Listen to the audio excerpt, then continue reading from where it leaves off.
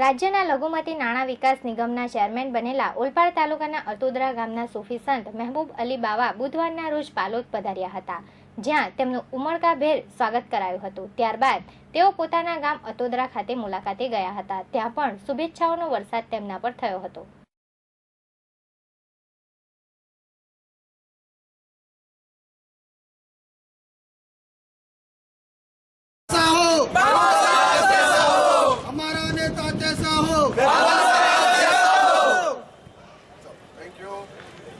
સૌથી પહેલાં તો હું વડાપ્રધાન શ્રી મોદીજી અને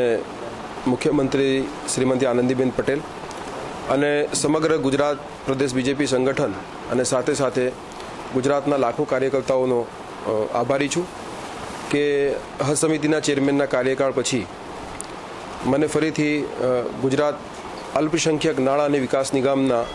ચેરમેન તરીકેની જવાબદારી આપવામાં આવી છે। હજ સમિતિના કાર્યકાળ દરમિયાન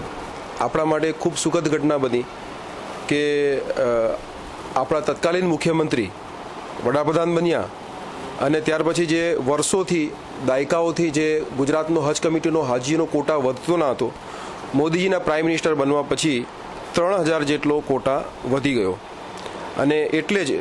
જે યુપીએના શાસનમાં શક્ય નથી બન્યું તે બીજેપીના શાસનમાં શક્ય બન્યું છે। અને હાલ પણ હવે અલ્પસંખ્યક નાણાં નિગમની વાત કરીએ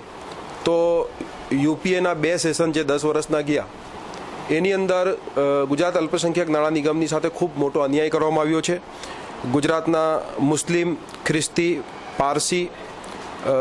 વગેરે જે સમુદાયના લોકો છે એને જે સહાય કરવામાં આવે, કેન્દ્ર સરકાર તરફથી અત્યાર સુધી કોઈ એવી ખાસ સહાય જ કરવામાં નથી આવી, પરંતુ હવે ભારતીય જનતા પાર્ટીનું શાસન છે કેન્દ્રમાં, તો હું વિશ્વાસ વ્યક્ત કરું છું અને હું મારા સંપૂર્ણ પ્રયાસો કરીશ કે મેક્સિમમ સહાય કેન્દ્ર સરકારથી ગુજરાતમાં લાવીને લઘુમતી સમાજ જેટલા પણ છે ગુજરાતની અંદર એમના એજ્યુકેશન માટે શિક્ષણ સહાય આપવી, એમને લોન આપવી, આધુનિક શિક્ષણ માટે સુવિધાઓ પ્રાપ્ત કરવી અને લઘુ ઉદ્યોગો માટે એમને હેલ્પ કરવી, એ સાથે જે બક્ષીપંચના સમાજો આવે છે, ટૂંકમાં મને પૂરો વિશ્વાસ છે કે અમે પ્રમાણિકતાપૂર્વક એ સહાયો પહોંચાડીશું। ભૂતકાળમાં તો એવું થતું હતું કોંગ્રેસના શાસનમાં કે 40% જેટલી ગ્રાન્ટો લેપ્સ થઈ ગઈ હતી કેન્દ્ર સરકારની ઉપયોગ કર્યા વગરની, અને ભ્રષ્ટાચાર એટલો હતો કે ગરીબો સુધી અને જે માઇનોરિટી સમાજના લોકો છે એમના સુધી સહાય પહોંચતી ન હતી, પરંતુ પ્રમાણિકતાપૂર્વક એક પૈસો એમના હાથમાં જાય